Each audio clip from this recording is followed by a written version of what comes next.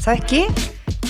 Esto que llamamos la transición energética, que es a lo que se aboca Acera, es probablemente, no probablemente, sino que yo creo que está bastante establecido, la transformación más importante de la historia de la humanidad. Eso como va a partir así, sí, inspirarnos, sí, ¿no? Sí, y un poco es el objetivo de nuestra asociación, de convocar a todos aquellos que en el fondo se sientan comprometidos con esta transformación del sector energético y particularmente del eléctrico, en dejar la lógica fósil, ¿no? Y de cómo producimos electricidad, básicamente, que es un historial, ¿no? Muy largo de cómo hemos producido electricidad y cómo hemos generado electricidad en el país en base hidrotérmica, a una matriz libre de emisiones y basada en energías renovables y almacenamiento hoy día con mucha fuerza.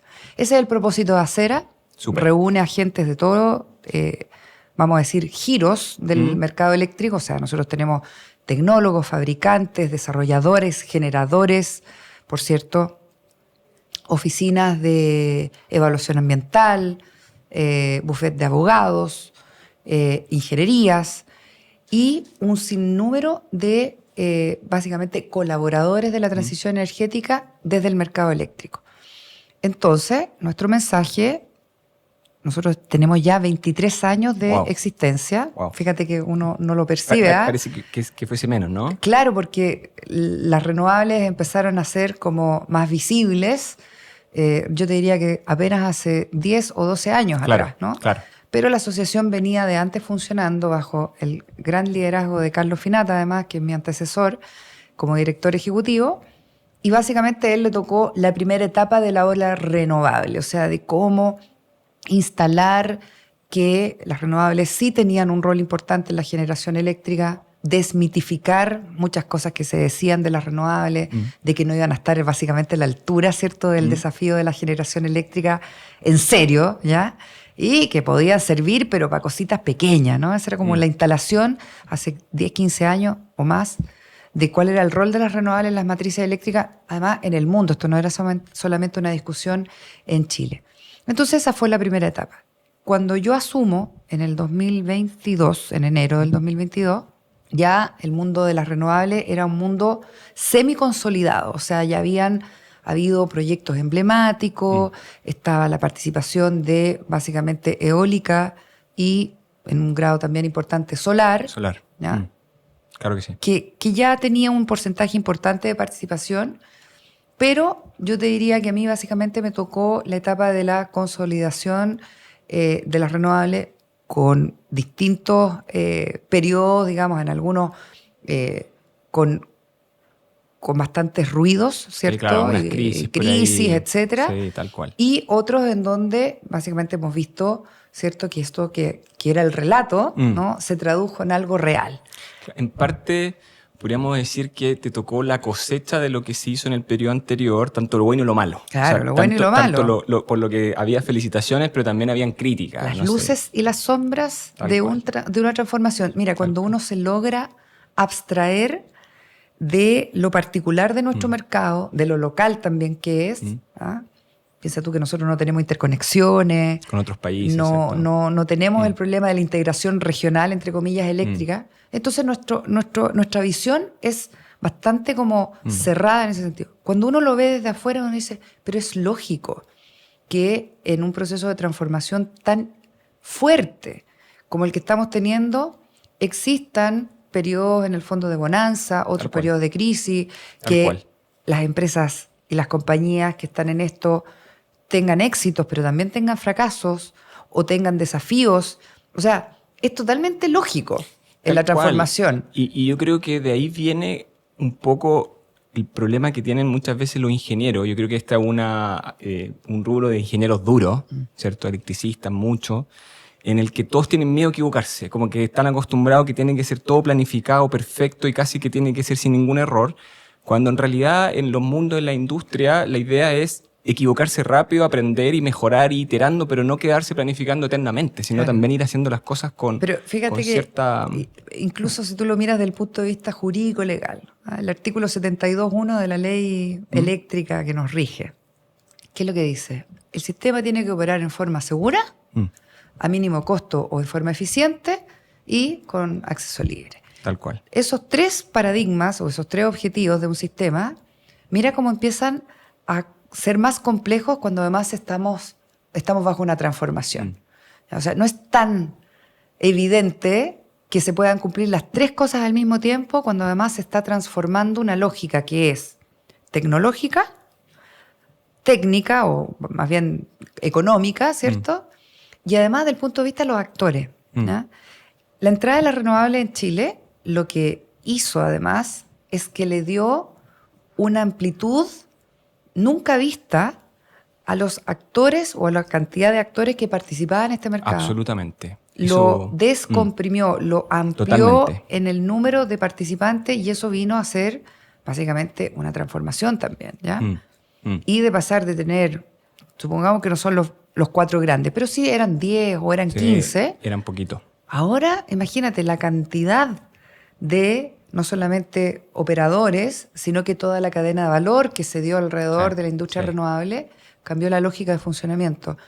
Esto en los países que han tenido transformaciones tan importantes como la nuestra, nosotros estamos en el récord de países que más inserción renovable han tenido en el menor de los tiempos, con 68% hoy día de participación de energías renovables sin emisiones en la matriz eléctrica en generación. Eso es mucho. No, ¿ya? claro. En menos de 10, 15 años.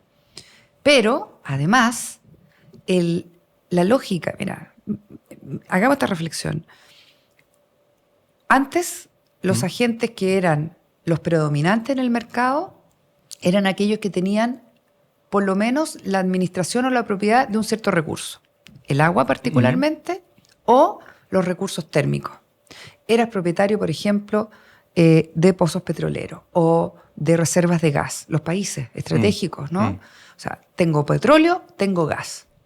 Imagínate cómo cambia esa lógica cuando nos movemos a países que antes no tuvieron esos recursos, pero que de repente tienen el recurso renovable como el sol o el viento, que es el caso chileno. Exacto. Nosotros no tenemos la producción o la potestad, la atribución, la propiedad de la producción de moléculas de energía, pero sí tenemos la potestad y la atribución de poder generar electrones en base a recursos renovables que antes básicamente estaban en un terreno o llegan, ¿cierto? El territorio tiene un recurso que es donde antes no había nada, ahora hay todo. Tal cual. Ese es el cambio de lógica y por Tal cual. eso Me gusta. esta cuestión es a muerte, ¿no? Sí, totalmente. Porque cambia la lógica y el balance de propiedad de recursos del mundo.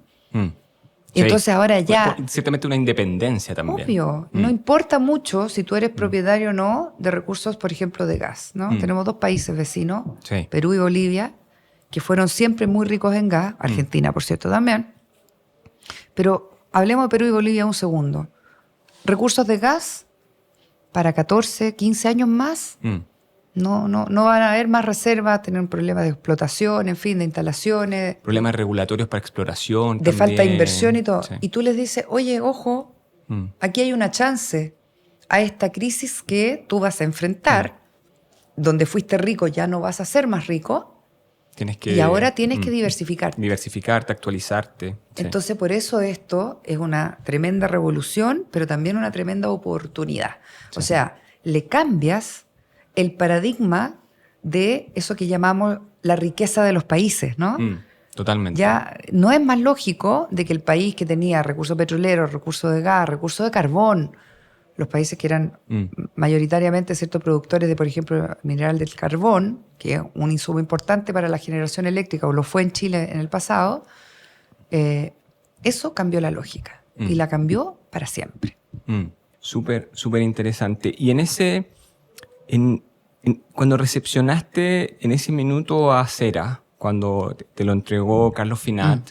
El cambio de bando. El cambio de bando, sí. ¿Cómo fue? O sea, ¿qué fue lo que él te dijo en el fondo que debería hacer un poco gol?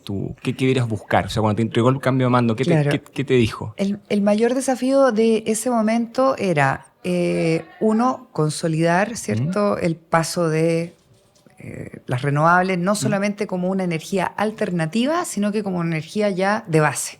O sea, la lógica, ¿cierto?, de tener Como energía principal. de base que va a estar básicamente alimentando de día y de noche el sistema eléctrico. Y ahí, fíjate que la asociación se llamaba hasta el año 2017 o 18, Asociación Chilena de Energías Renovables Alternativas. Mira. Y le cambiamos, o le cambió Carlos en ese momento el nombre, muy astuta, digamos, y adelantadamente, a Asociación Chilena de Energías Renovables y Almacenamiento. Clave. Y eso hoy día, imagínate, o sea, ¿qué te quiere decir? Ahí. Esta visión estratégica de que las energías dejan de ser algo complementario, que básicamente viene a ser un afluente energético para efectos de el delta, ¿no? Ahora somos la energía de base del Chile, ¿ya? Si tú lo dices de nuevo, lo pensamos, oye, el 68% de la energía eléctrica se abastece con energías renovables de, básicamente, fuente solar fotovoltaica, eólica e hidro convencional, ¿ya? Tenemos 40% de solar y eólica, más otras pequeñas contribuciones de otras tecnologías, pero que son parte de ese 40%, y 28% de hidráulica convencional. Qué increíble eso, ¿no? Es que si tú lo piensas... Uno lo piensa hace 15 años atrás, era impensado. Claro. O sea, impensado pensar, como tú bien decías, de que la energía renovable iba a ser una energía de base. De base. ¿Y qué es lo que nos pasa ahora? Tenemos un par de horas al día, de 8, generalmente de 8 de la mañana a 6 de la tarde, donde hay mucha energía renovable, mucha. Y ahí está básicamente explicado por la penetración solar, nuestro gran desierto de Atacama, ¿cierto? Y las regiones aledañas, con un gran potencial de generación solar. Ok, entonces eso hace que tengamos en esas horas solares una participación de energías renovables no convencionales, solo solar y eólica, hemos llegado en días al 78% de la matriz eléctrica abastecida solamente por esas dos energías. Wow. Si le agrega más o menos el 20%, 25% de energía hidroeléctrica convencional, o sea, fácilmente estamos llegando a pics del 95%. ¿Ya? O sea, pero ¿cuál es el problema? Que es en solo pocas horas del día. Entre las 11, 12, 1, 2, 3 de la tarde. Y en la medida que va pasando la tarde, y baja un poco se pone el sol, ¿verdad? Claro. Tenemos una rampa muy importante de energía eléctrica que ya no es abastecida por la solar. Y entonces, ¿a qué echamos mano? A la energía térmica, que en el fondo, siendo todo lo flexible que puede ser, viene a, en el fondo, contribuir a eso que deja de producir la energía renovable. Ya. Entonces, eso que yo te describo es hoy día el gran desafío de flexibilidad del sistema eléctrico, de cómo responder con el comportamiento de sus máquinas. Piensa tú que aquí conviven dos tecnologías distintas, los IBR, Inverted Base Resources, o sea, todo lo que es electrónica de potencia basada en inversores, que son las plantas solares y fotovoltaicas, versus ¿no? Las máquinas rotatorias, Claro. que son las máquinas térmicas que siempre el sistema tuvo y que, además de generar energía, dan estabilidad. le aporta inercia y estabilidad de manejo al sistema. Ya. Claro. Eso que yo te describo, que esta combinación, esta convivencia, obviamente ha traído ciertos desafíos de operación, desafíos regulatorios, desafíos de remuneración y de mercado. Y eso todo es básicamente lo que tenemos que hacer y transformar en poco tiempo. Si tú además le agregas, además de todo esto que yo te describo, el factor climático, que es, oye, todo, y a propósito, ¿por qué estamos haciendo todo esto? Bueno, porque es más eficiente, más barato, pero también porque es necesario a propósito de los objetivos, ¿cierto? De ambición climática que tenemos, que es disminuir las emisiones del sector eléctrico. Ya las hemos disminuido harto, pero todavía queda gas y carbón todavía por sacar de la matriz, y eso probablemente va a ser de aquí a los próximos 25 años. ¿Ya? Ese es un poco el... ¿Y qué otras soluciones se están buscando como para la estabilidad del sistema? ¿Las baterías funcionan como solución o técnicamente no son suficientes? Totalmente posible darle, en el fondo, la electrónica potencia, que no solamente va a permitir almacenar energía. Si tú la batería, vamos al concepto más básico. La batería es un elemento que permite almacenar energía que va a ser producida de día para ser consumida en la noche. Entonces, básicamente, tú trasladas la energía del sol hacia la noche. Exacto. Y eso le pusimos un título en Acera. Se llama Descarbonizar la noche. ¿Ya? Me gusta. Entonces, tenemos que descarbonizar la noche. Eso está claro. De ahí las baterías son, obviamente, el elemento esencial. Además, que ayudan a evitar un poco los vertimientos que se ven hoy día. Absolutamente. Y todas esas Vamos a poder situaciones. aprovechar vertimiento, vamos a poder aprovechar los precios baratos del día para trasladar A estabilizar esa un poco. conveniencia, ¿cierto?, económica para la noche y todo. Ya, pero hay otra cosa que hace la batería y por eso le llaman, y le llamamos nosotros en Acera, la navaja suiza del sector eléctrico, ¿ya? O del sistema eléctrico. Entonces, ¿cuál es la navaja suiza? Básicamente algo que te sirve para todo. ¿Y por qué? Porque la batería, además de hacer este proceso en el fondo de traslado de energía, también dota al sistema, a propósito de sus componentes de electrónica de potencia, de eso que llamamos nosotros la provisión de inercia, Ok. de estabilidad del sistema. O sea, ayuda un poco a hacer el mismo servicio que hoy día prestarían Las máquinas rotatorias. Ok. Entonces, principalmente provisión de frecuencia, ¿no? Y de estabilidad de frecuencia para que el sistema funcione dentro del rango, ¿cierto? En los 50 Hz más o menos, digamos. Y además, control de tensión. Esos que son atributos habilitantes, básicamente, que tiene una batería basada en inversores, obviamente, va a poder dotar al sistema de eso que estamos retirando. ¿Qué estamos haciendo cuando retiramos carbón? Estamos restándole al sistema eléctrico de una cosa que se llama la máquina rotatoria, que da inercia mecánica, ¿no? Y que la inercia mecánica, el movimiento rotatorio, da eso que te digo yo: estabilidad, inercia, frecuencia, tensión, etc. ¿Por qué lo estamos reemplazando? No estamos reemplazando precisamente por máquinas rotatorias, lo estamos reemplazando por máquinas que no tienen sistemas rotatorios incluidos, porque son paneles solares, que son, tú los ves físicamente, no tienen una rotación, ¿cierto?, en el funcionamiento de sus generaciones o sus unidades generadores. Y los eólicos, a pesar de que tienen una rotación en la hélice, ¿cierto?, en las aspas, no funciona como una máquina rotatoria por sus dimensiones. Ya. Mira, hablemos un poco de la hidroelectricidad, que también es súper interesante el capítulo hidroeléctrico. La hidroelectricidad ha tenido siempre un rol sumamente importante en nuestra matriz eléctrica. Principalmente porque es capaz de almacenar también, ¿no? Es capaz de almacenar, es capaz de funcionar como un elemento de estabilidad también, porque es una máquina rotatoria que está proveyendo... Con una gran masa, grande. Exacto.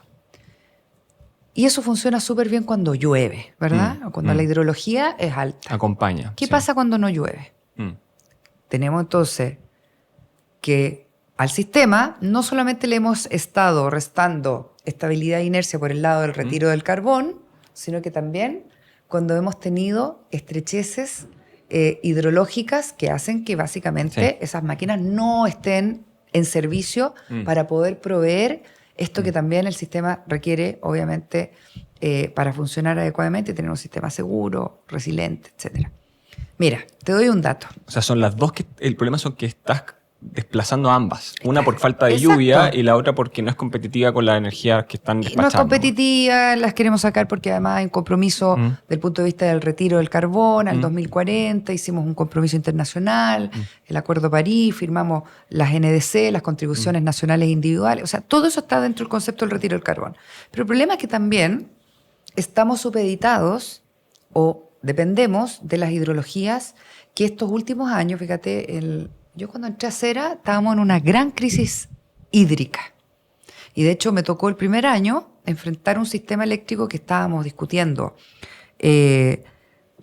Decreto preventivo de racionamiento, o sea, medidas que en el fondo se tenían que aplicar si es que venía una sequía demasiado brutal y no íbamos a contar con el recurso hídrico. Entonces, entre riego, generación, etc. Ya.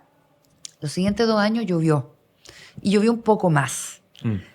No llovió tanto como para ser un año húmedo, ¿ya? Nosotros como que en el inconsciente dijimos, oye, que llovió harto. No, llovió más o menos dentro del histograma así de hidrologías, más o menos medio, ¿ya? Y este año, resulta que si tú miras información, Coordinador Eléctrico Nacional, podemos ver ahí el nivel de cota de los embalses o incluso la pluviometría, o sea, cómo está lloviendo. Bueno, ¿y qué es lo que nos encontramos? Estamos en menos 30 o menos 40% del aporte hidroeléctrico de generación que siempre tuvimos o tuvimos el año pasado y el anterior. Mira. O sea, Hoy día es peor de que... entonces mira, siendo hoy día 17 de julio. Este es mis 2 cents. ¿Ah?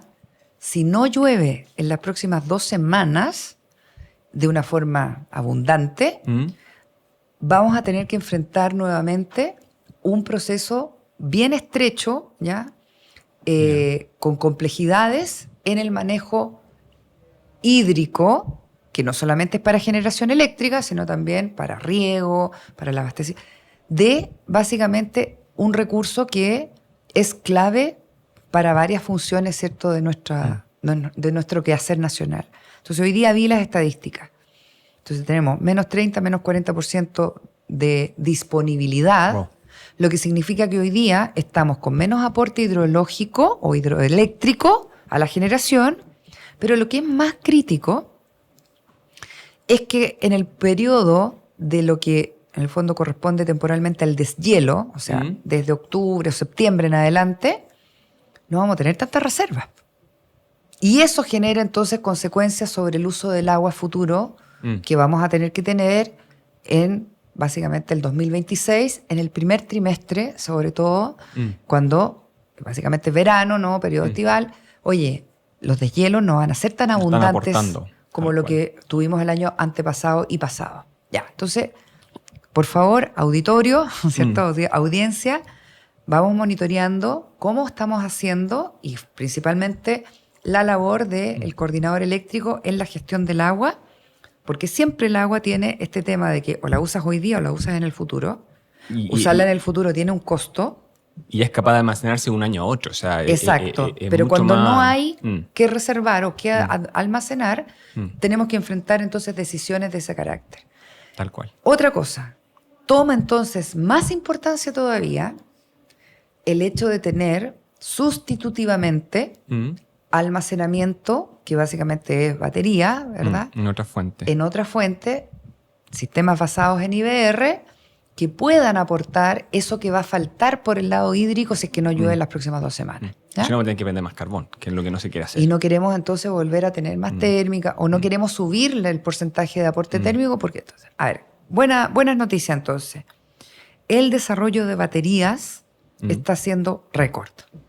¿Por qué? Eso hemos visto harto en todos lados. O sea, mira, las veces están pero con todo. Nos preguntan a nosotros las cifras estadísticas, ¿no? Que Acera tiene un reporte mensual que lo publica en su página web www.acera.cl, Centro de Información, Estadísticas, ¿no? Ahí hay un reporte. Y todos los meses estamos monitoreando cuántos son los proyectos de almacenamiento, los que están siendo instalados como baterías por sí solas, pero también hibridizadas. O sea, el que tiene solar, que le pone una batería, el que tiene eólico y todo. Entonces, números. Hay por lo menos 5,5 gigas de almacenamiento de baterías que van a estar entrando entre hoy y el 2026, probablemente primer trimestre o primer cuatrimestre. ¿Ya? Wow. 5,5 gigas para un sistema que tiene 38 no, es una locura. Es una brutalidad. Sí. Y en muy corto tiempo. Eso le da desafíos de operación, de mercado, regulatorio, de despacho. Estamos trabajando firmemente para que ese capítulo salga bien.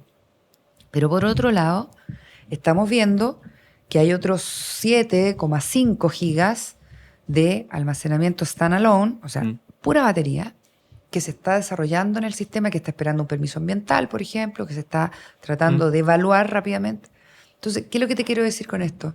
Eso va a cambiar también de nuevo la forma que se opera un sistema, porque vamos a tener en menos de 2 años, oye, de 0 o menos de 100 megas, que en el fondo es lo que siempre, 54 megas, que hubo siempre de vez, vamos a pasar a tener muy rápidamente sistemas de almacenamiento disponibles para la gestión de energía que el primer capítulo que siempre hablamos, aprovechamiento de vertimiento, trasladar energía del día a la noche, todo. Segundo, para dar suficiencia al sistema, ¿no? Que es Tal cual. básicamente cómo respondo yo a un nivel de demanda, ¿cierto? Nosotros tenemos una demanda eléctrica que no está creciendo mucho, pero es un nivel de demanda de 11 gigas por lo menos diario. Y el tercero, y aquí viene la otra fase, la descarbonización de eso que llamamos los servicios complementarios o servicios de balance y recuperación de red, que hasta ahora han estado más bien reservados y asignados en términos de su operación y disponibilidad a la operación hidrotérmica. Entonces, entre que queremos seguir retirando energía fósil, entre que también la hidrología va a tener altos y bajos. Este año nos estamos, como te digo, alerta porque estamos probablemente en un año más seco de lo que ha sido el resto de los anteriores años, por lo menos los últimos 2, pero estamos reemplazando rápidamente por una solución efectiva, técnicamente viable, ¿ya? Y que ha tenido un gran display en muy corto tiempo para poder entonces descarbonizar la noche y descarbonizar el mercado de servicios complementarios. Esos son los mensajes. Increíble, ¿ah? ¿Y qué crees tú que fue lo que generó que se pudiese hacer tan rápido eso? ¿Qué incentivo, hubo algún incentivo económico? ¿Qué fue lo que hizo que hoy día estemos en esta situación de cierta manera tan favorable en términos de que hay una tremenda cantidad de batería ya construida o en proceso de construcción? Mira, yo creo que una cosa que nosotros la hemos repetido varias veces, o sea, un país que es tan rico en recursos naturales y para la generación renovable como Chile, se puso en el horizonte del mundo. O sea, el mundo, y nos toca mucho, nosotros hemos hecho un proceso bien fuerte de internacionalización de nuestros mensajes como acera. Nos han invitado a las giras presidenciales, a congresos, a workshops. ¿Y por qué? Porque al mundo le interesa la experiencia chilena en materia de energía renovable y almacenamiento. Siempre por ahí hay guiños de otras países sobre lo que se ha hecho. Claro, y te juro que es increíble porque nosotros, oye, bueno, ¿y ustedes cómo lo han hecho? ¿Y qué lecciones sacaron? ¿Y qué aprendizaje? ¿Y cómo nos hacemos para que nos pasen cosas que, o sea, no queremos que nos pase, por ejemplo, el apagón, ¿no? Tiene que ver con las renovables, no tiene que ver con las renovables. Eso es súper importante. Bueno, y nosotros lo que nos damos cuenta es que en nuestro mensaje, por ejemplo, el valor de la certeza jurídica, de un sistema eléctrico ordenado que tiene reglas, que se cumplen, que hay organismos básicamente que funcionan adecuadamente. Ya, todo eso es un mensaje súper potente que funciona afuera. ¿Ya? Nosotros volvemos a Chile, nos metemos en el día a día y tenemos otro diagnóstico. Oye, pucha, que aquí hay cosas que no están funcionando, los agentes no están coordinados. Ya, y tenemos otra visión. Pero afuera se ve otra cosa. Ya, entonces, eso es punto uno. Punto uno. Punto dos. Los dolores y las enfermedades a veces se transforman en oportunidades. ¿Ya? Y nos mejoramos de la enfermedad a propósito que tenemos un dolor. ¿Ya? Entonces, ¿qué es lo que pasa? Por ejemplo, el capítulo vertimiento. ¿Ya? Vertimiento, todos los años, más vertimiento, más vertimiento. El año 2024, 6,2 terawatt-hora año de vertimiento. Son 2.300.000 hogares en términos de consumo equivalente anual. Wow. Eso es lo que perdimos por no poder integrar una energía renovable, limpia y barata, sobre todo en los nodos del norte, pero también en algunos nodos del sur. ¿Cuál es la principal razón? Y lo he dicho varias veces porque, un poco para orientar, ¿cierto?, la conversación y las soluciones. Bueno, primero porque no está creciendo la demanda eléctrica, ya está creciendo poco, pero una gran cantidad de oferta energética eléctrica renovable en los nodos del norte y en algunos sur eólicos. Y se creó un exceso de oferta, ¿verdad? Entonces, ¿pero eso fue porque las proyecciones de crecimiento eran muy bajas? Mira, se mezcla bajo crecimiento económico en general, 2,3, 2,4, ponle el nombre, pero es un crecimiento bajo. Y además, por primera vez en muchos años, en los últimos 2 o 3 años, hemos crecido menos que el PIB del punto de vista de demanda eléctrica. Siempre el PIB creció y la demanda eléctrica crecía 2 puntos más. Sí, era como las típicas fórmulas, 1.5. Exacto, le agregaba ahí el 1,5. Eso fue característico de los 90, de los 2000, del 2010 en adelante. Llegamos al 2020 y la cosa empezó como a encaminarse por otro lado. y entonces eléctricamente menos crecimiento. ¿Por qué? Porque no nos estamos electrificando lo suficiente. Distintos diagnósticos, distintos como factores, pero no hemos hecho todo lo posible o no se ha materializado toda la electrificación profunda que podríamos haber tenido. ¿Ya? Okay. Podemos después explorar por qué. Eso es uno. Segundo, sí, también hay falta de transmisión. ¿Ya? En algunas horas del día hay particularmente algunas zonas donde hay congestiones debido a falta de transmisión o, vamos a decir también, del aprovechamiento eficiente de las líneas existentes de transmisión. Okay. ¿Ya? O sea, criterio N-1 podría ser un criterio que se podría... Yo creo que después del apagón es muy difícil que relajemos que se relaje, ese criterio, pero sí. de alguna forma es como lógico decir, oye, en algún momento podemos utilizar más las líneas que lo que indica la restricción del N-1. Ya. Esa es la segunda razón. Y la tercera, ciertas inflexibilidades térmicas que todavía no ocurren a propósito de mínimos técnicos o de despachos por seguridad, que eso no es mínimo técnico, sino que son el balance, ¿no?, de la red que se requiere, donde hay ciertos despachos entonces que vienen optimizadamente, ¿no?, con el mercado de energía, a poder provisionar estabilidad y inercia, ¿ya?, al sistema. Ya, esas son las tres razones por las cuales hoy día tenemos vertimientos fuertes. Okay.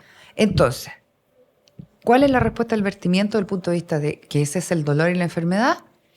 La solución y la mejora viene por el lado del aprovechamiento de instalemos batería y instalemos almacenamiento. Esto nos va a servir para gestionar vertimiento. Ese es como la primera... objetivo. El objetivo y cómo se racionalizó esto. Okay. Como una oportunidad de negocio, me imagino. Exacto. También. Como compremos barato la energía y después la vendemos ¿Cómo más vamos cara? a perder esta energía que sí la estamos y podemos producir, la almacenamos en nuestra batería? Entonces ahí se hibridizaron muchos proyectos. Okay. Pero también se hicieron algunas cosas regulatoriamente. Okay. Que, por ejemplo, sistemas de almacenamiento standalone se les permite participar en el mercado del reconocimiento de potencia y suficiencia. Okay. Que eso es la ley de almacenamiento aprobada en el 2023. 23, exactamente. ¿no? ¿Ya? Sí. Y entonces sale una gran señal al mercado. Dice, oye, no solamente te vamos a pagar el mercado de energía, sino que también el aporte de suficiencia que tú le das al sistema, y ahí sale se va a valorizar. la famosa tablita del cero, del ¿no? 33%. Y, no, y que mientras más horas de almacenamiento tú tengas, te pagan el 100% de tu suficiencia. Hasta las 5 parece, ¿no? Hasta la hora 5, la hora 4, 98, y ahí empieza a rebajarse. Bueno, entonces tú viabilizaste económicamente un mercado, se le reconoce remuneración, y eso muy importante. Y el tercero, entonces, estabilidad, regulación, certeza jurídica, mensaje internacional. Somos un país que en el fondo la estamos haciendo en energía renovable y necesitamos ahora batería. Segundo, aprovechamiento de vertimiento. ¿Ya? Y la tercera, que yo creo que tiene mucho que ver también con cómo se instala, por ejemplo, Acera en este rol de, oye, nosotros somos el gremio de las renovables y el almacenamiento.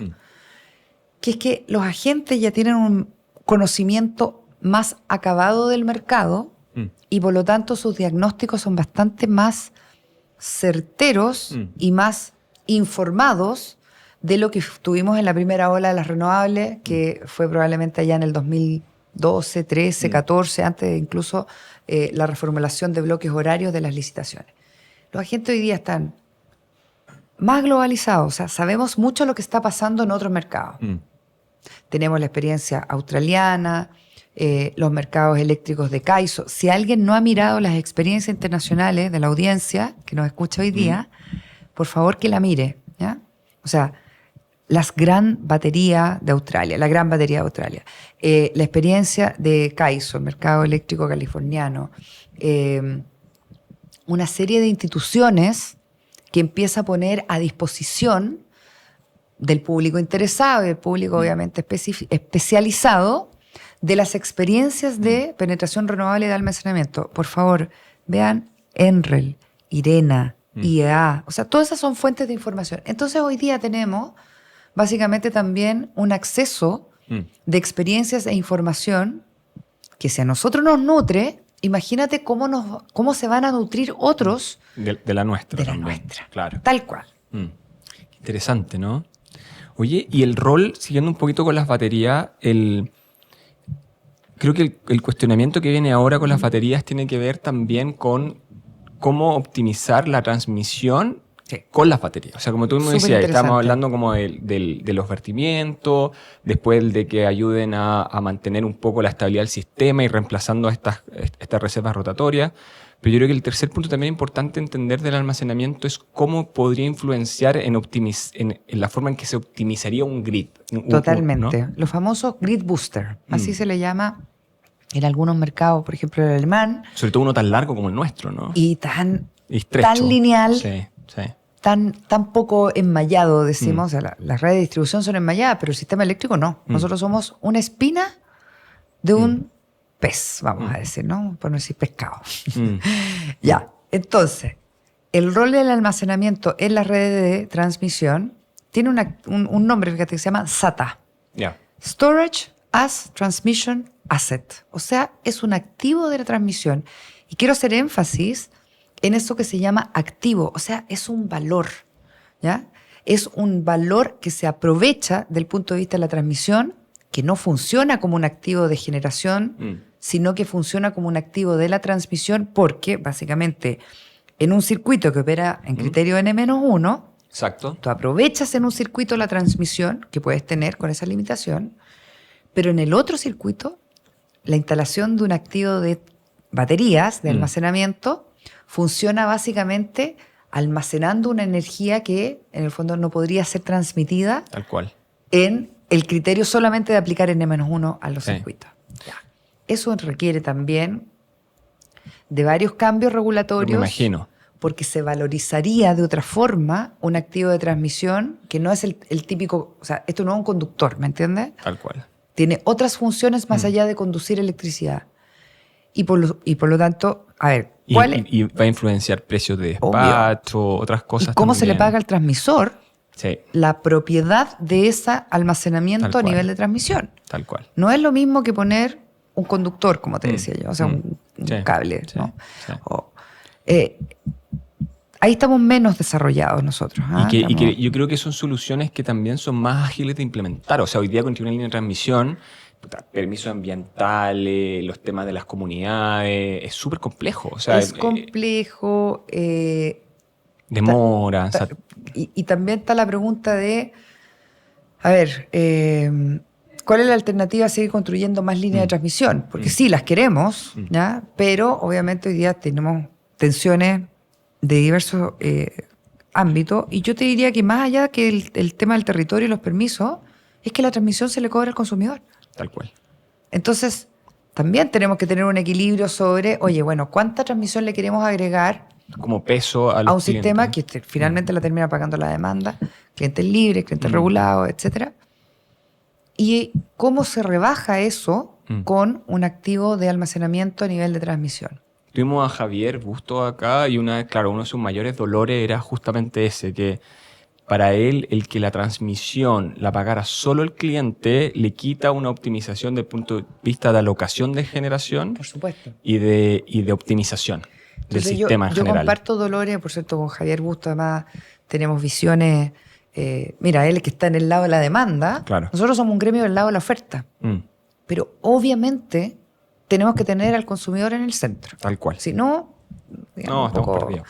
Estaríamos un poco así como faltando, ¿cierto? Al principio, además de eficiencia del sistema. Entonces con Javier hemos conversado 1000 veces esto. Y claro, está esta visión de, a ver, primero optimicemos lo que tenemos. Segundo, en términos de transmisión o de cualquier otro activo, también lo de generación, ¿ya?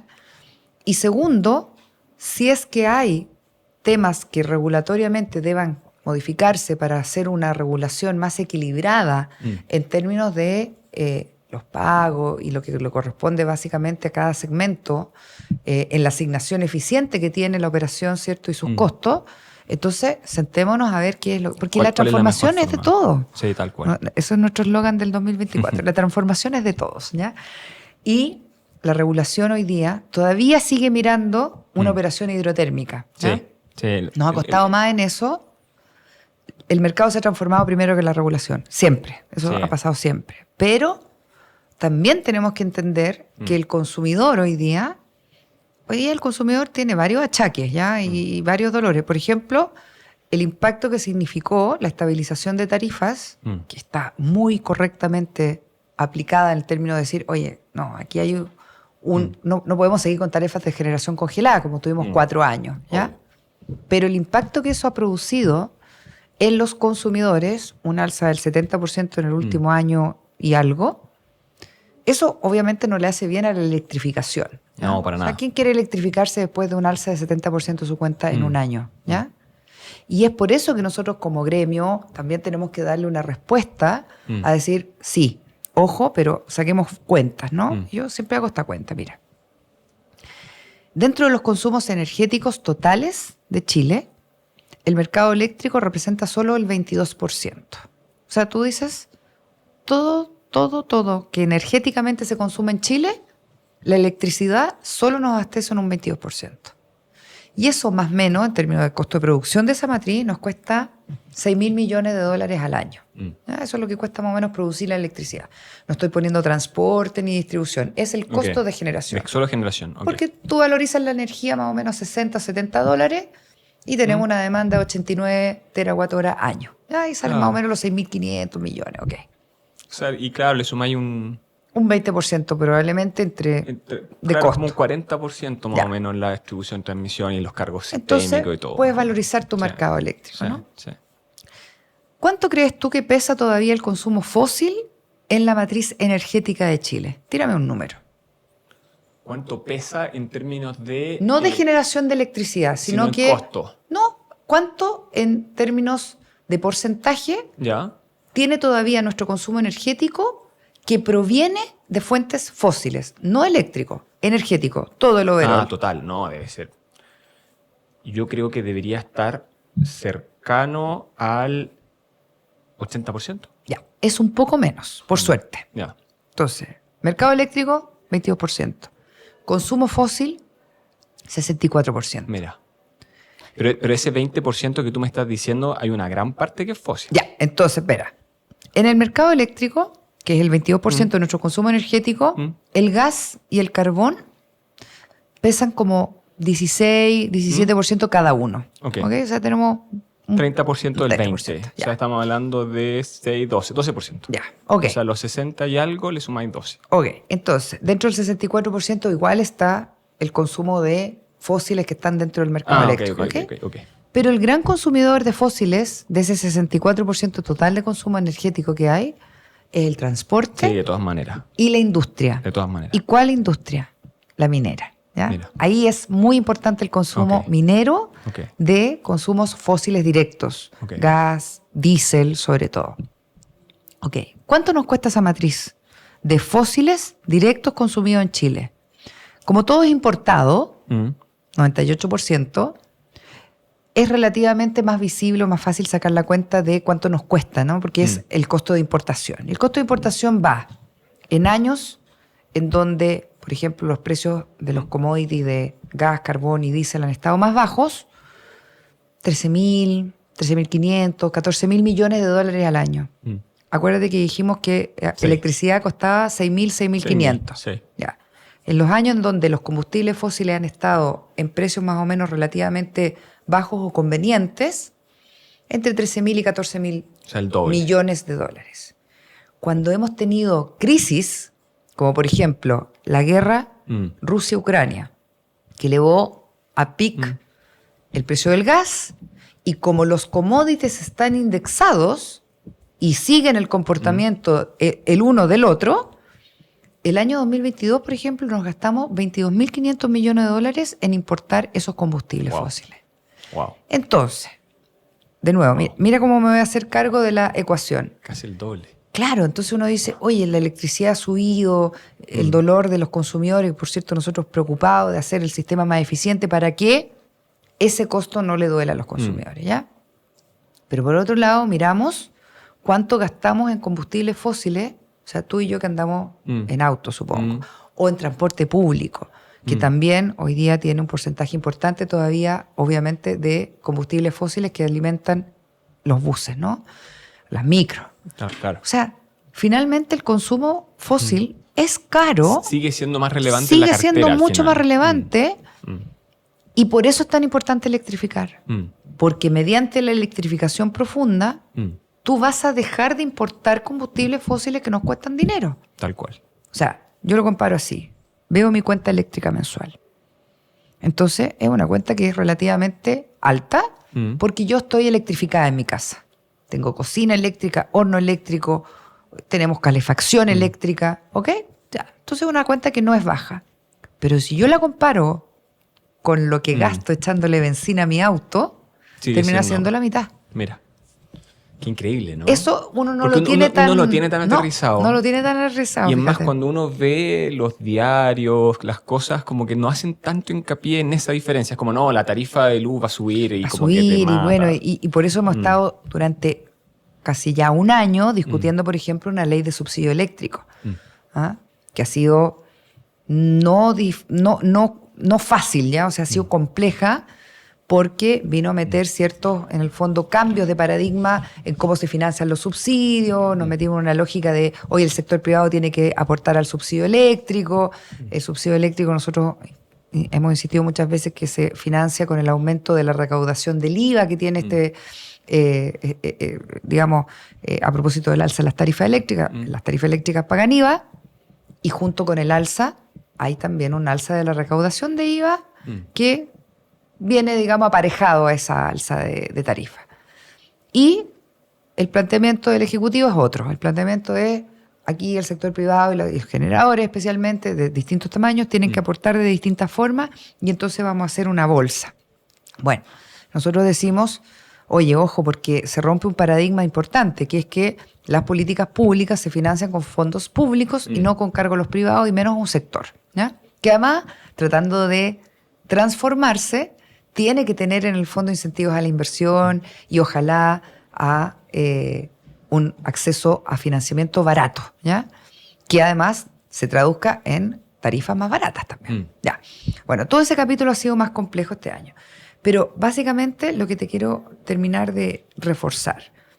¿Por qué Acera hoy día está súper empeñado en el mensaje de electrificar y electrificar hasta que duela, digo yo? O sea, electrificar bajo... obviamente el principio básico es en base a energías renovables y almacenamiento. ¿Ok? Ahora, si en el interín, en el corto plazo, necesitamos electrificar usando los combustibles fósiles, tal como el gas, por ejemplo, obviamente la hidroelectricidad, o sea, eso es parte de una ecuación que es eficiente. Es eficiente. Porque dejamos de consumir combustibles fósiles por el otro lado de la demanda. Que es mucho peor, es mucho menos eficiente también. Las mineras, por ejemplo, todo lo que es proceso me gusta, altamente intensivo en energía, las correas transportadoras, las calderas, las fundiciones, todo eso hoy día que se alimenta directamente de combustibles fósiles, de nuevo, 98% importados, que nos cuestan plata, nos cuestan dinero. Esto no es una industria nacional que nosotros, oye, por último estamos incentivando. Claro. No, es dinero que gastamos, que se quema y que además va para otros mercados. Si nosotros disminuimos esa dependencia y nos electrificamos, primero vamos a ser mucho más seguros energéticamente porque no dependemos de afuera. Exacto. Vamos a ser más eficientes económicamente y además vamos a ser más limpios.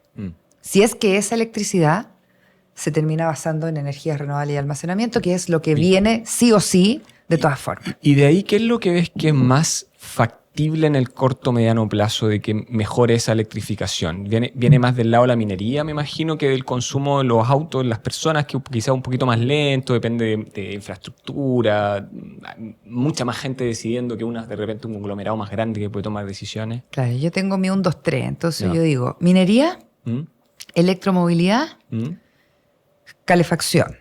¿Ya? Dentro del 22-64, ¿ya? 22% eléctrico, 64% fósiles, el otro 14% que queda es biomasa. Mira. Y es básicamente leña. O sea, nosotros nos calefaccionamos en el sur, ¿con qué? Con leña. Sí. Ya. Sí. Entonces, cuando miramos esta matriz, yo digo, oye, si la minería no se electrifica, nos va a ser muy difícil. Entonces hay que electrificar la minería con no solamente un discurso, es que hay que hacer las cuentas y, por supuesto, tener soluciones súper eficientes, factibles. O sea, esto es factibilidad técnica, ¿no? Y esas soluciones ya existen. O sea, existen fundiciones que se abastecen en base a electricidad y ya no a gas o carbón o diésel. Okay. Camiones eléctricos para la minería. Transportadoras, obviamente también basadas en electricidad. Ya, todo eso es minería. Yo no soy negativa en el sentido de decir, porque algunas veces dicen, no, la minería, olvídate, la minería quiere un suministro seguro y si es más caro o más barato le da lo mismo. Yo creo que la minería entiende muy bien las conveniencias de electrificar, ¿ya?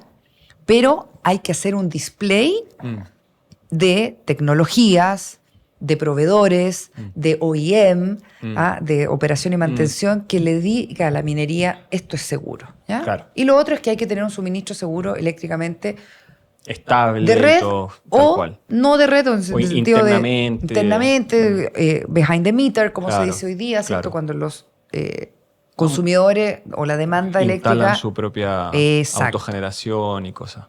Entonces, primero, minería. Segundo, electromovilidad. O sea, yo soy una believer de la electromovilidad y aprovecho de pasar el mensaje. Nosotros en Acera creemos que la electromovilidad es efectivamente algo que va a mover la aguja, De todas maneras. pero tiene que ser masivamente. Sí. Entonces, ¿qué es lo que ha ocurrido con la electromovilidad? Se ha reservado todavía a sectores más privilegiados, vamos a decir, que tienen acceso, por ejemplo, a un auto, un vehículo eléctrico, porque también es de alta gama, ¿ya? O sea, a la vez. No son tan caros, o sea, aparte, no son tan baratos. No son baratos. No son baratos. No son tan baratos y no son baratos, o sea, digámoslo como son. Sí. Entonces, mi primer disclaimer, sí, tenemos que electrificar el transporte, ojalá el transporte liviano y particular, pero además en un rango de vehículos que probablemente hoy día existe menos en Chile, que son los vehículos entre $10.000 y $12.000 de costo. Sí. ¿Qué autos hay? Los de $25.000 para arriba. Sí. ¿Ya? Y por eso el mercado ha sido más chico de lo que quisiéramos, ¿no? El año pasado, ¿cuántos autos eléctricos se vendieron? 3.650 unidades por ahí. O sea, 10 autos por día. ¿Es suficiente? No. ¿Cuál es el parque automotriz total de Chile? 6 millones de autos. Entonces, tenemos que ir más rápido, con soluciones de electromovilidad más baratas, que hagan que tú y yo... Que no nos movamos. O sea, y que encontremos que es razonable comprarse un auto eléctrico, además de todo el tema de red de carga, yo creo que disponible. Lo que ha mejorado mucho ahí, y me sorprendió los últimos 2 años, la cantidad de Uber eléctricos. Es impresionante. Y yo creo que, de todas maneras, un Uber termina siendo mucho más contaminante que uno, porque uno lo usa a trayectos más cortos, pero el Uber está todo el día. Está todo el día. Y mucho Uber eléctrico. Ya. Y yo creo que eso también es una mezcla de dos cosas. O sea, es porque son caras las inversiones, pero cuando lo andas mucho, termina siendo rentable. Es que, claro, tenemos como ciertos cálculos. Entonces, los autos eléctricos empiezan a ser, del punto de vista así, de factibilidad económica y rentabilidad, te hacen sentido económico cuando tienen por lo menos unos 20.000 a 23.000 kilómetros de recorrido anual. Ok. ¿Ya? Eso es como el punto de inflexión. Dice, oye, vale la pena hacer la inversión. Ahora, ayuda mucho más que recorrer más kilómetros, que el vehículo sea más barato. Obvio. ¿Ya? Y que los costos de mantención y operación sean bajos. ¿Ok? Ya, eso como lo lógico. Ya. Ahora, ¿cuál es la parte más atractiva de la electromovilidad? Que no solamente, piensa tú, que no es solamente un auto eléctrico, es una batería con 4 ruedas. Y la batería con 4 ruedas, ¿en qué momento va a transformarse también en un activo de balance y de recuperación de red que en el fondo le preste un servicio a la red en vez de solamente usar la red? Porque tú estás pensando en un auto eléctrico que es como el celular. Tú llegas a tu casa, dejas el celular, lo conectas y el celular se abastece de la energía para cargar su batería en la noche, ¿verdad? Sí, exacto. Ya, el auto tiene que tener otra lógica. El auto tiene que cargar la batería de día, que es cuando la energía además está más barata. Más barata. Porque tenemos el sol abundante y eso tiene que reflejarse también en la estructura tarifaria que hoy día no lo hace. Sí, es un problema. A nivel residencial. De todas maneras. Ya, esa es una cosa. Pero el momento en donde el auto se enchufa en la noche, no es para cargar energía, es para proveer desde la batería del auto un servicio que ayude al manejo de estabilidad de red que tenemos básicamente a nivel de distribución. Esa lógica, fíjate que creo que no ha sido tan entendida o desarrollada porque todavía estamos en la lógica de que el auto es un auto. No, y es como que no quiero comprar algo que después lo quiera usar y que me estén quitando la corriente, o sea, como que Y además tienes que tener los puntos de carga disponibles. Entonces, ¿cuál es? Mira, este es como, si tú me preguntas, ¿cómo te imaginas Chile en 15 años más, en 20 años más? ¿Ya? El año pasado en la Cena de Acera hicimos un ejercicio. Entonces yo me disfracé de Analía del 2050. Y me puse cana, me puse arrugas. Y tuve un diálogo. ¿Hay fotos de eso por ahí o no? Totalmente, Ya. te las voy a pasar porque además me hice un diálogo conmigo misma. Ya. Yo con mi edad que tengo, 50 añitos, con la Analía del futuro de 25 años más. Entonces yo le preguntaba a esta Analía del futuro, oye, bueno, ¿y cómo lo hicieron? ¿O cómo lo hicimos para lograr esta transformación? Y hay un capítulo que yo digo, mira, entonces, bueno, el tema de los vehículos eléctricos fue clave porque se masificó y la masificación significó que el usuario entendiera que también tenía un activo eléctrico que aportar al manejo de la red.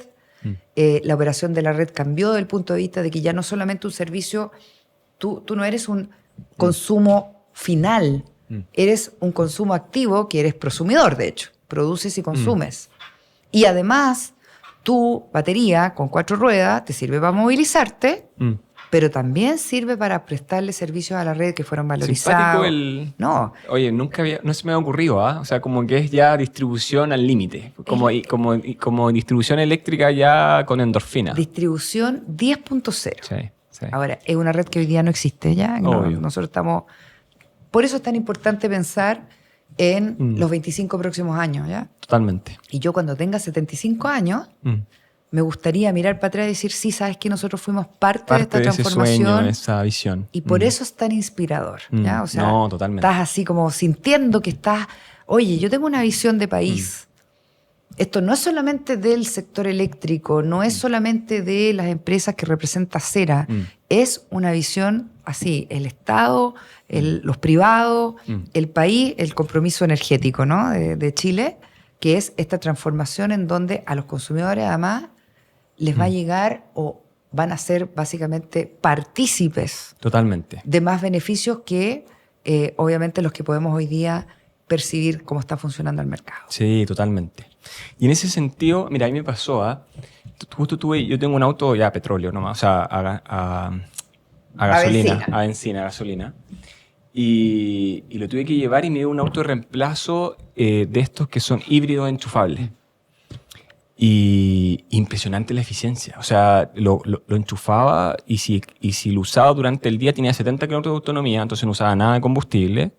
Pero cuando lo usaba me fui a Pucón y en el camino, cada vez que paré a almorzar lo cargué un poco y la eficiencia que tiene el motor no gastó nada. Claro. O sea, me gastó un cuarto de lo que gastaría en un viaje como ese solo por el hecho de estar cargándolo cada cierto tiempo y todo. Me pareció igual una buena alternativa porque, por ejemplo, mi novia ya tiene un auto eléctrico y claro, tú querías hacer un viaje largo y hoy día todavía es restrictivo. No, es restrictivo y te empezás a poner nervioso. Te pasás nervioso y llegás y de repente no está funcionando. Enchufe, claro, y no está cargando sí. Y las compatibilidades, todo eso. Sí. Pero de nuevo, mira, el proceso de transformación va a tomar 10 años en esto de la electromovilidad. Pero yo estoy segura de... Nos queda por discutir una reforma a la distribución. Probablemente esa es una de las tareas del próximo programa de gobierno que va a tomar el desafío, ¿cierto?, de hacer una F5, una actualización brutal de nuestras redes de distribución, de cómo se planifican, de cómo se pagan, de cómo se remuneran, de cómo se valorizan. Pero ahí es la gran oportunidad para introducir la planificación de los agentes futuros, no solamente de los que existen hoy día, totalmente, en donde tú vas a tener un prosumidor que tiene techo solar, tal cual, digitalización, inteligencia artificial, ¿no? Un auto que es una batería con 4 ruedas, que le presta un servicio a la red de apoyo. Tal cual. ¿No?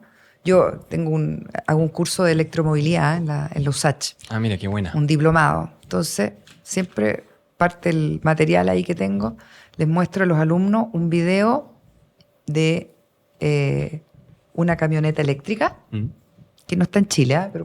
pero entonces la propaganda es, bueno, imagínate, propaganda americana, Estados Unidos. Oye, uno casi se pone a llorar después de ver el aviso de la camioneta, porque dice, si usted está 3 días sin abastecimiento eléctrico en su casa, usted conecte su casa a la batería del auto y le va a dar vida a su casa frente a situaciones climáticas, por ejemplo, o blackouts, que son parte además también de la realidad de la transformación. ¿Ya? Entonces, claro, uno termina de ver eso y dice, yo me voy a comprar esa camioneta. Bueno, después uno ve el precio y no le dan tantas ganas de comprarse la camioneta. ¿Ya? Pero te quiero decir, la adaptación de la red de distribución es súper importante para que podamos hacer ese tipo de cosas. Esa vinculación de, oye, ya no es aguas arriba, aguas abajo, consumo final, consumidor final. No, el consumidor es activo y también alimenta la red, la gestiona, decide, porque tiene información en su celular de cuál es la tarifa que más le conviene, dónde estar conectado, qué consumos hacer en qué parte del día. Y obviamente... Y eso hoy día no existe, ¿no? En Chile no. Y eso es una locura. O sea, en Europa es común que tú tienes tarifa diferenciada. La gente planifica el lavado dependiendo de eso. O sea, como que... Y tú eliges tu suministrador. De partida. O sea, yo quiero un suministrador que me dé, independiente de qué energía usa, la más barata. No, yo quiero una energía limpia. Por lo tanto, yo voy a contratar un suministrador a nivel de mi consumo final de distribución que sea limpio. Entonces, todo eso son alternativas, ¿no? Y a propósito de eso, recuerdo un poco la postura de ustedes cuando estuvo el tema de la baja límite de la potencia. No era tanto de liberalizar, si no recuerdo, ¿no? Como que la visión de usted tenía un poco de susto con lo que fuese pasar en términos de la información de los consumidores. Pero es súper importante eso, porque yo creo que nosotros que somos, además de ser un gremio que obviamente funcionamos mucho bajo la lógica de competencia. O sea, yo creo que la competencia siempre va a mejorar los mercados sí o sí. O sea, yo opino lo mismo. Y todo lo contrario, cuando no hay competencia, las cosas solo se empeoran. ¿Ok? Sí, totalmente. Entonces lo que dijimos nosotros fue, mira, si bajamos el límite de potencia de los 500 kilos a los 300, también hagamos que la limitación que hoy día tiene el net billing también crezca, básicamente. Nosotros también queremos que el net billing crezca porque hoy día el net billing, 350 megas o 300 megas, o sea, es el 1% de la capacidad instalada total del sistema. Nada. Entonces, si queremos competencia para que un cliente cuya potencia conectada se rebaja de 500 a 300 para poder negociar con un generador, bueno, que también ese señor tenga la posibilidad de instalar un panel solar no con los límites de los 300, sino de 500 o de 1 mega, ¿no? Para poder tener los dos lados, ¿cierto? La liberalización de los mercados por los dos lados. Por el lado net billing y por el lado de la contratación con generadores. Entonces, esa fue nuestra postura. La llevamos, por supuesto, al tribunal y resolvimos. Y yo te digo que al final hay cosas que se tienen que... en la transformación hay cuidados, ¿no? Hay balance. Entonces, lo que dijimos nosotros es, ojo, aquí hay una visión de la importancia de preservar el mercado de los contratos. Chile funciona en base al valor del mercado de los contratos. Y cuando tú rebajas esto, puede ser que eso... Pero nunca perder de vista que la competencia siempre va a mejorar básicamente, primero, la performance, ¿no? O sea, hay un activo que es operacional. La competencia siempre mejora porque tienes más actores que tienen know-how, tienen experiencia y ya la traen. Los precios, por supuesto. Siempre la competencia va a traer como aparejado a esto una mayor competitividad, ¿cierto? De precio y precios más convenientes. Y lo otro que le da más libertad también a los agentes. O sea, puedo elegir ser suministrado, por ejemplo, por un tipo de suministrador X, pero también puedo yo, como consumidor, instalar mi propio sistema de autoconsumo, que a lo mejor no solamente de autoconsumo, es para comercializar energía. También podría servir para tal cual. Obvio, ¿ya? Ahora, si es tan conveniente hacer una negociación con un generador, también bienvenido sea. Se abre el mercado de los clientes libres. Ya. todo eso un poco es la amalgama que nosotros queremos impulsar del punto de vista de cómo el consumidor elige. O sea, tu visión en realidad es más libertad, ¿Sí? no menos, en el fondo, claro. Interesante, súper interesante. Oye, y del tema de los certificados renovables, ¿qué opinión tienes tú? ¿Crees que una herramienta hoy día positiva da señales de mercado eficientes para que se desarrollen nuevos proyectos? ¿O todavía hay cositas que les falta quizás mejorar? Me refiero a los Renova. Yo creo que las certificaciones son cada vez más importantes. Mira, por dos cosas. Uno, las discusiones en mercados internacionales sobre cuál es la trazabilidad de la huella de carbono de cualquier producto, ¿ya? Más aún de productos que son críticos para las transformaciones de cualquier industria. Entonces, piensa tú. El Green Tax, Border Green Tax de la Unión Europea.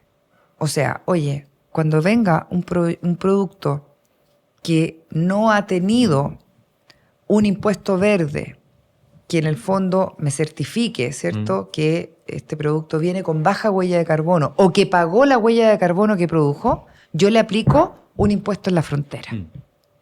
Entonces hoy día sí importa mucho, primero, que eso venga con baja huella de carbono, que es el proceso de, oye, por eso las mineras contratan energía renovable y por eso por eso la certifican.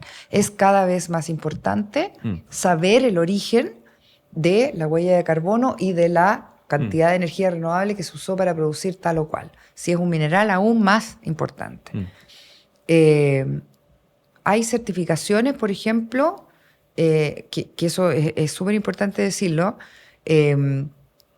que hay que entender un poco el mercado, el funcionamiento. O sea, nosotros, a ver, ¿qué hora es ahora? Son las 17:27, ¿no? Entonces, ¿qué porcentaje de energía renovable estamos consumiendo? Todavía hay sol. Y debe haber algo de sol, a pesar de que es invierno. Pero hay un sol importante. Exacto. Ya, pero en media hora más va a caer básicamente la rampa. Y no va a haber tanta energía solar. Ahí cambiamos el mix, ¿cierto?, de producción de energía. Y es imperceptible porque tú vas a seguir consumiendo el mismo electrón. No notáis ninguna diferencia. No notas ninguna diferencia, el mismo electrón, pero se produce de forma distinta. ¿Por qué la certificación ayuda? Porque tenemos que tener claro en qué horas consumimos qué, ¿no? Y de nuevo, ¿qué es lo que tenemos que trasladar del día a la noche? La descarbonización de la noche, Exacto. que te lo dijo, la descarbonización de servicios complementarios. Y por eso entonces toman cada vez más relevancia las plataformas de certificación. El coordinador ha hecho una labor importante en ese sentido. Las empresas adosadas, obviamente, tienen además desafíos de información, de infotécnica, de seguimiento, de monitoreo. La digitalización de toda esta información es sumamente importante porque además lo que tú quieres es tener un certificado que lo puedas consultar Tal cual. casi hora a hora, ¿no? Y no hacer una burocracia de esto. Totalmente. ¿ya? Pero totalmente. Hay cosas que básicamente yo creo que hoy día el mercado valora y lo importante es que eso básicamente tenga una aplicabilidad, ¿no? La aplicabilidad de, oye, el día de mañana cuando crucemos la frontera de la Unión Europea, para que no se me aplique un impuesto que en el fondo yo puedo obviar o puedo rebajar porque vengo con mi certificación del contenido renovable que tiene, no sé, mi cátodo de cobre o mi cobre refinado o mi barrita de cobre. Eso realmente es súper importante que además nos uniformemos en términos de criterios también. Nosotros lo vemos harto, o sea, la gente lo pide, los consumidores no tan grandes también le ven valor. O sea, estamos hablando de agrícolas que exportan, que consumen 2 gigas al año, igual te dicen, oye, me interesa el certificado. Además, el costo del certificado todavía es súper competitivo, o sea, no son grandes precios. No, claro, exacto. Entre antes $0.7 por mega o 1.4, dependiendo del año, la demanda, el tipo de certificado, si nacional o internacional. Pero te das cuenta cómo ha ido cambiando sí. las demandas. Porque mira, antes, o sea, 10 años atrás, por ejemplo, tú planteabas esto y te decían, ¿y para qué? Sí, tal cual. O sea, ¿qué le va a interesar esto? No, porque mira, las certificaciones eran importantes. Bueno, primero, no sé si hace 10 años, pero a lo mejor hace 15. o sea, nadie podría haber pensado que íbamos a tener este nivel de penetración renovable, era más bien un sueño, ¿no? Nos decían los hippies verdes, era como una apuesta. Entonces, todos los mecanismos de apoyo, ¿ya? O de soporte de funcionamiento de mercados eran inexistentes. Te voy a plantear otra cosa. Con toda la experiencia renovable que nosotros hemos tenido, una industria que yo pienso que debería poder desarrollarse desde el punto de vista además de su capacidad de exportación es la experiencia de OEM, de operación y mantención de plantas que nosotros vamos a tener, que estamos teniendo y que vamos a tener. De expertos profesionales, Obvio. Empresas que Obvio. son expertas como dar servicios afuera. Nosotros tenemos una cuenta chiquita de exportación de servicios. ¿Ah? O sea, si tú me apuras, deben ser como 2.500 millones de dólares al año, 2.700 millones de dólares. Tú dices, oye, pero espérate.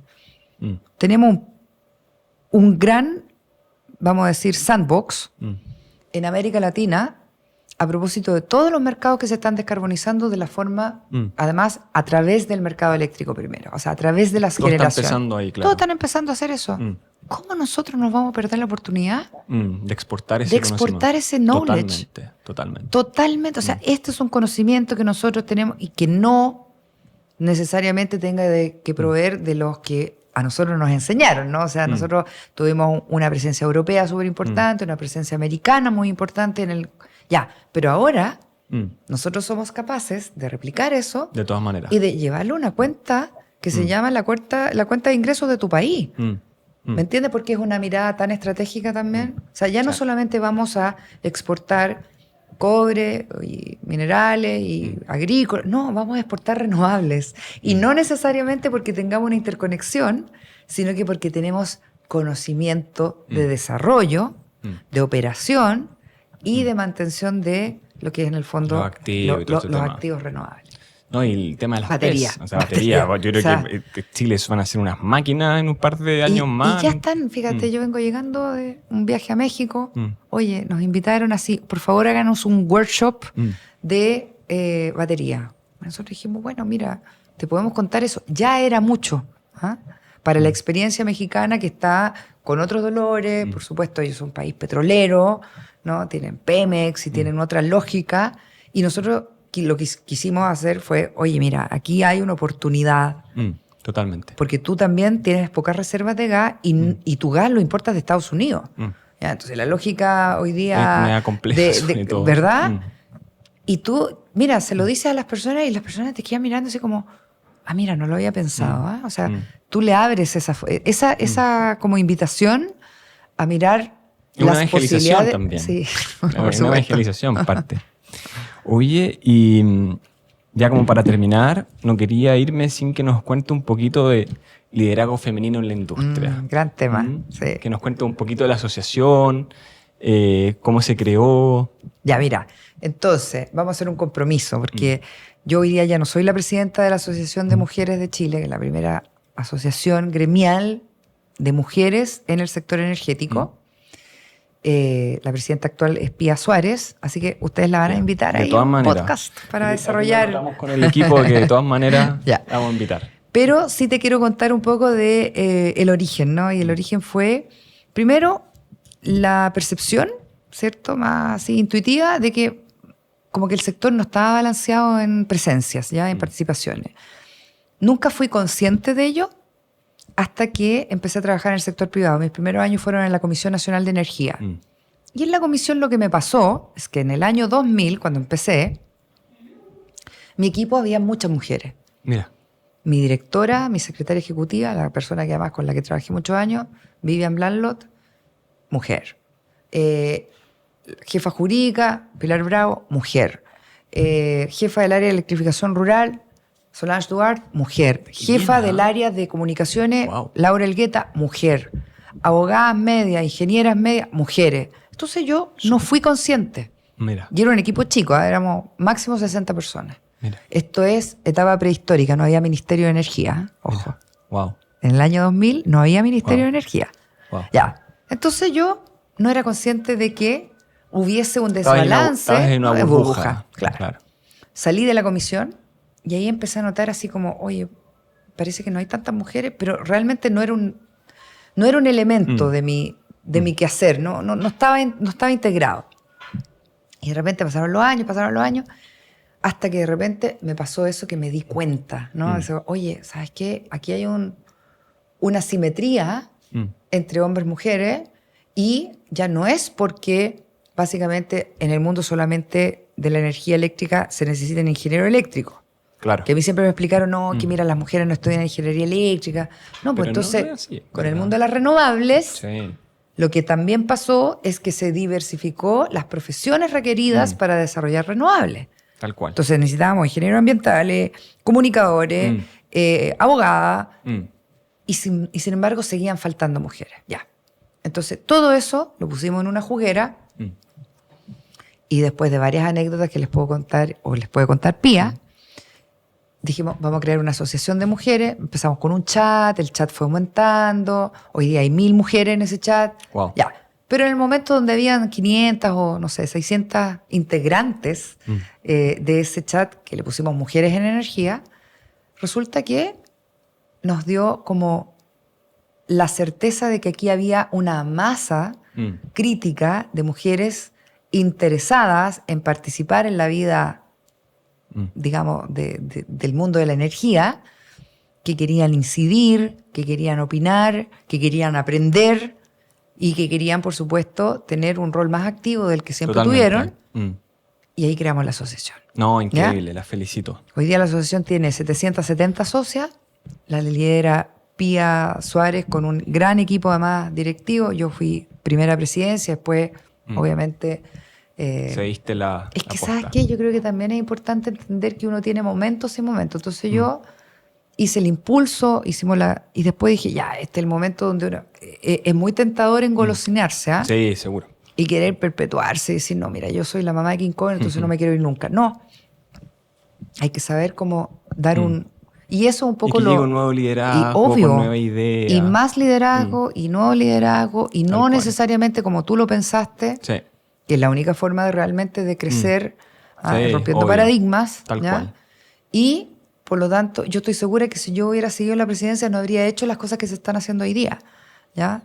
Porque mi visión era, bueno, mira, está bien que hagamos una cosa, pero era accesoria. No, aquí la asociación hoy día tiene un liderazgo, tiene un mensaje, tiene socias súper activas. No, me parece increíble. Un eslogan que a mí me gusta, que es juntas avanzamos juntas. Hashtag avanzamos juntas. No todas quieren llegar a ser líderes o lo mismo. No todas quieren lo mismo.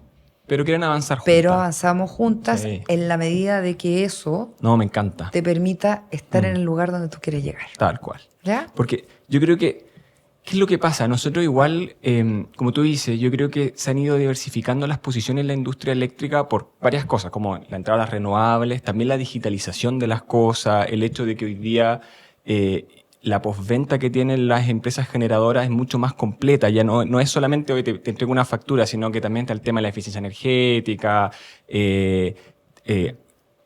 marketing, Claro. muchas cosas que yo creo que donde había una suma tremenda de profesionales mujeres.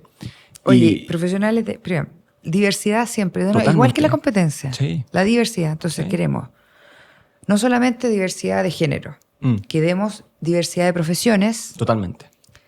diversidad etaria.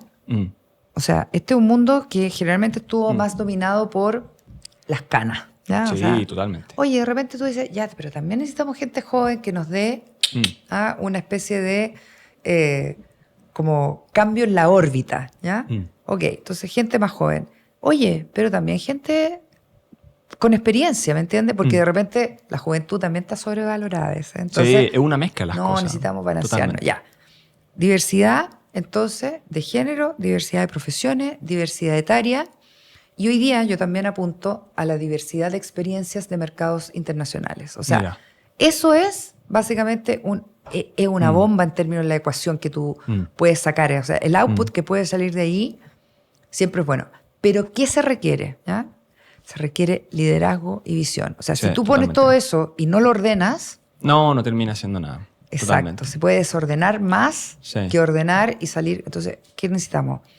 entendimiento, visiones como de consenso.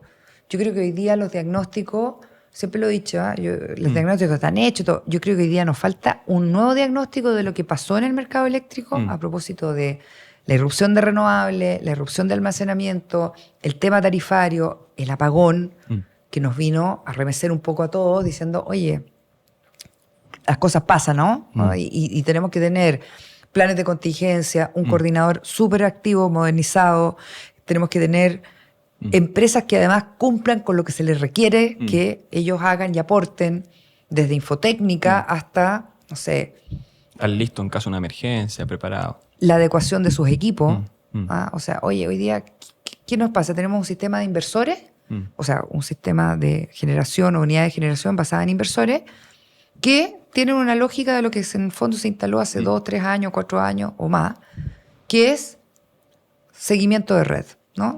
Un inversor que solamente sigue la señal de la red. Y hoy día viene otro capítulo, formación de red o soporte de red, el grid supporting y el grid forming, ¿ya? Eso es un tremendo también desafío de la operación de la red. Totalmente. Bueno, entonces se dan cuenta porque al final, en el corto tiempo que hemos hecho, ¿ya? La velocidad de integración de renovables requiere esfuerzos que son extra, cambio de 1 mega de carbón por 3 de solar. No es eso. No. Es mucho más. Es mucho más complejo, totalmente. Analía, muchas gracias por haber venido hoy día. Y yo encantadísima, muchas gracias por la invitación. Nos encanta venir a podcast. Yo soy muy buena para hablar, así que ojo. No, pero increíble.